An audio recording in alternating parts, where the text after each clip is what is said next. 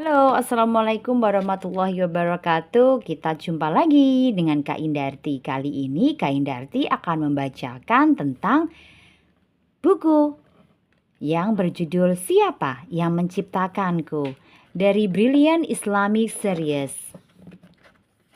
Malik Al-Mughis, AM Studio.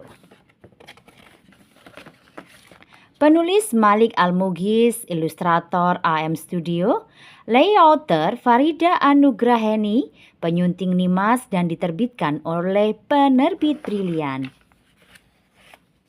Pesan Kak Malik. Assalamualaikum adik-adik. Kak Malik tahu pasti adik-adik semua penasaran dan bertanya-tanya dari mana asal kita semua.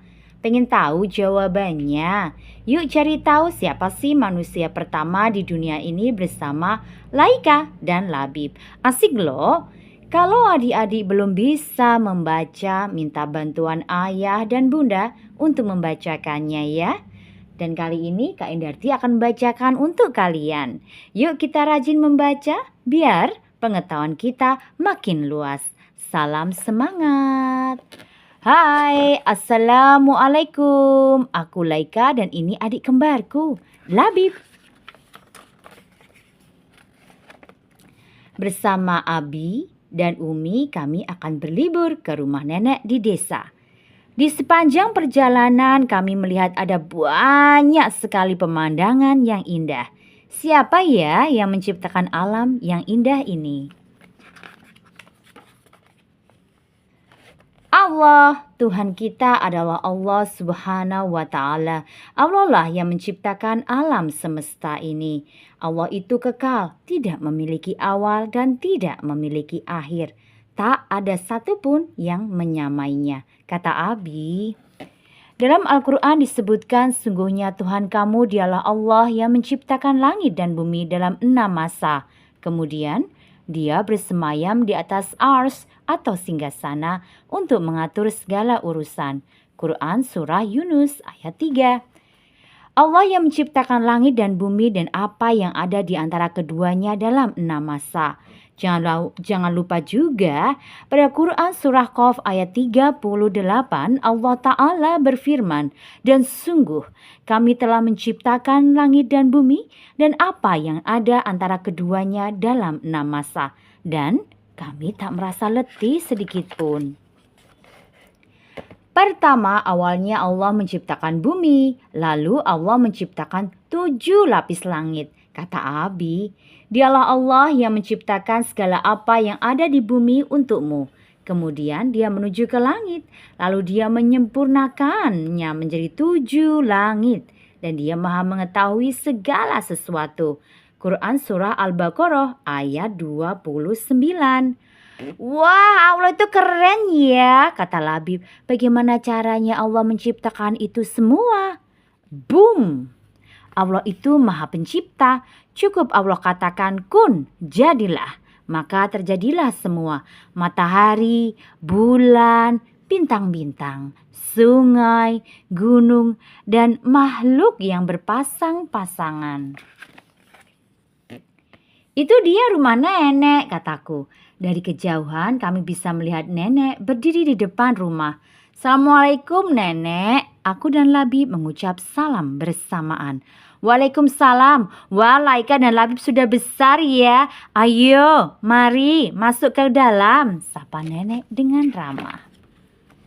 Hal yang paling aku suka di rumah nenek adalah melihat-lihat album foto kenangan. Ada foto sewaktu Abi dan Umi menikah. Juga ada foto waktu aku dan Labib baru lahir. Ih, lucu sekali. Ya, tiba-tiba Labib bertanya, Abi, siapa yang menciptakan aku? Aku mengangguk-angguk. Aku juga punya pertanyaan yang sama. Laika juga ingin tahu, kataku. Abi tersenyum lalu berkata, Laika dan Labib, Tuhan kita hanya ada satu, yaitu Allah Ta'ala. Tentu saja Allah lah yang menciptakan semua yang ada di dunia, termasuk kita.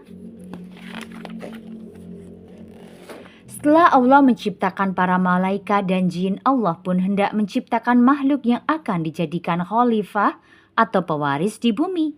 Makhluk itu adalah manusia.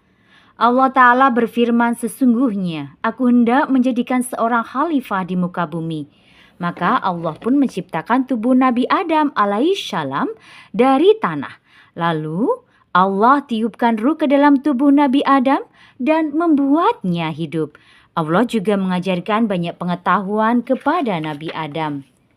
Seluruh penduduk langit kemudian diperintahkan untuk memberi hormat kepada Nabi Adam.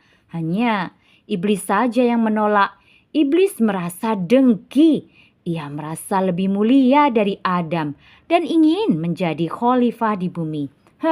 Aku terbuat dari api, sedangkan ia hanya berasal dari tanah yang kotor, gerutu iblis dengan sombong. Kesombongan iblis membuat Allah Ta'ala murka. Allah pun mengusirnya keluar dari surga.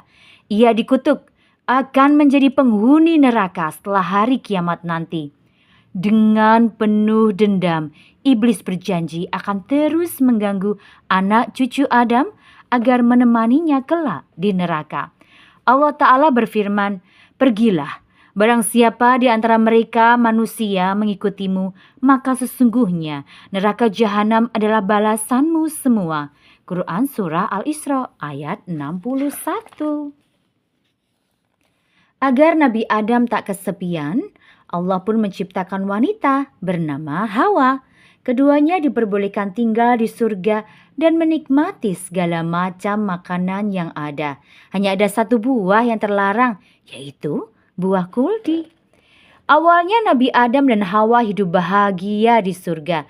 Namun iblis yang dengki diam-diam masuk ke surga dan membujuk mereka agar memakan buah kuldi. Iblis berbohong dengan berkata bahwa buah kuldi itu bisa membuat Adam dan Hawa hidup kekal.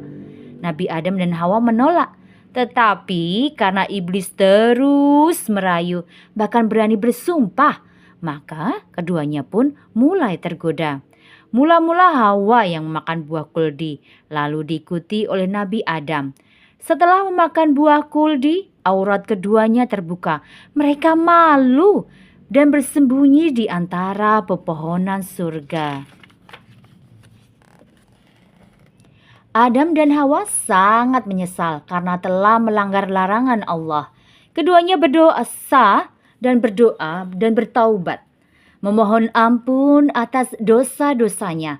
Karena Allah Maha Pengampun, Allah mengampuni dosa mereka. Tapi keduanya tetap harus turun ke bumi untuk menjadi khalifah Allah.